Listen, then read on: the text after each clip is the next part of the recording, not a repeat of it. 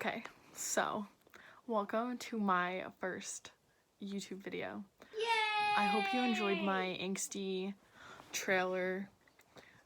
So basically this is the story of me having to leave school because of Corona and then coming back and getting sick like 2 days after I got back. And yeah, so I woke up, no, just kidding. It was like Friday afternoon and my throat started to hurt a little, but I was like, whatever, it's probably nothing. And whatever. But like in my mind, I was like, oh no, maybe I have Corona. That would really suck. But whatever, it only hurt a little. Then the next day it hurt like a lot more, but I don't know, I ignored it. I don't know why I did that, or I don't know why that made sense. Also, every time I told my mom my throat hurt, she was like, I cannot believe you had the audacity to come in this house and put my life at risk. But then she would like come in my room and be like a foot away from me, or like touch my things, or like, I don't know. She would just put herself in way of my germs, but complain that I was putting her at risk. Whatever. So then, Saturday night I told her, I was like, my throat hurts so bad. Like, I think tomorrow I really should go to the doctor. And she was like, again, got really mad at me. She's like, I can't believe you. Whatever. So I went to bed. And then I woke up on Sunday and she keeps yelling at me. She's like, go to the doctor, go to the doctor. She's like convinced I have Corona. Because I had a fever. And I had like a slight cough. But I don't know. Like, I get the worry. It's scary. So, I go to urgent care. And I get there and there's like all these orange papers on the door. And like the parking lot's like empty. And like it looks dark inside. It was weird. But I go and they have this flyer and it's like, stop, do not enter. And then it's like, if you don't think you have Corona, you need to go here instead. Or like, I don't know, if you don't have any of the following symptoms. But I had like some of them. So you have to call them and you have to give all your information over the phone. And they only let one person in at a time. So I ended up laying in my car and listening to music and just laying there for like an hour and a half. Also, my phone battery, I broke my charger. My mom bought me a new one. So I've had it since I've been home, but I haven't opened the package, so I haven't used it. So my phone was at like 15%. But laying in the car without listening to anything, I was definitely gonna fall asleep or just be like unbearable. But they were like, we'll call you when we're gonna take you in. Also, for those of you who know me, I had to take my phone off Do Not Disturb. Do Not Disturb.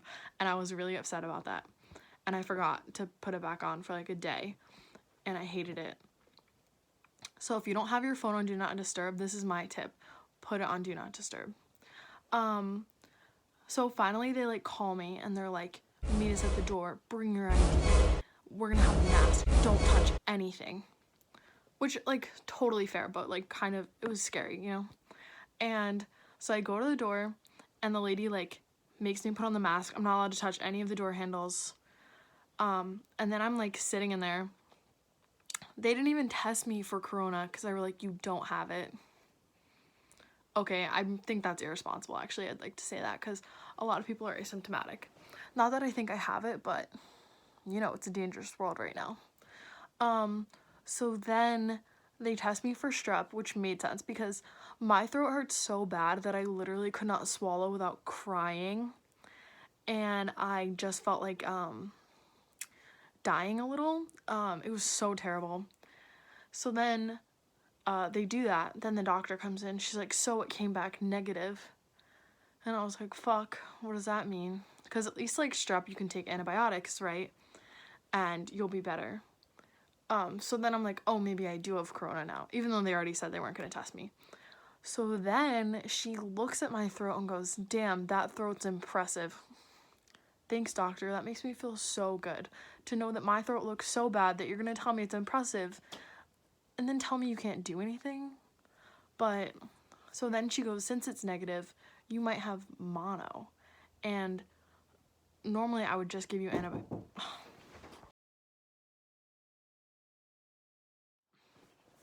Okay, so sorry. We got interrupted because I'm not allowed to lock my door, but my mom also doesn't believe in privacy. So she just knocked, but then immediately opened it, which I think that negates, the knock, but whatever. So where was I? Oh, so then she goes, well, even though your strep test came back negative, I'm like pretty sure you have it, and I would give you antibiotics, but you might have mono. And if you have mono and I give you antibiotics and you take them, you will break out in a rash over your entire body. And I was like, geez. So then I started laughing so hard because that's like so funny that in the middle of a pandemic, I have strep or mono and I'm like crying at the doctor's office. So then they do the mono test and it came back negative, which was really good because I don't know, that definitely would have sucked. And then she was like, well, you probably have strep and it probably just came back as a false negative. So she gave me antibiotics. All was well. They sent me away. But then I spent the whole rest of the day like crying. Again, my throat hurt so bad. And I had a fever and I slept a lot and watched Netflix. But now I'm good as new. But I'm gonna finish those antibiotics because always finish your antibiotics because that prevents creating drug resistant strains. And that's really important. Yeah, I don't really have anything else going on or any important tips. But stay safe out there and do not get sick. That's it.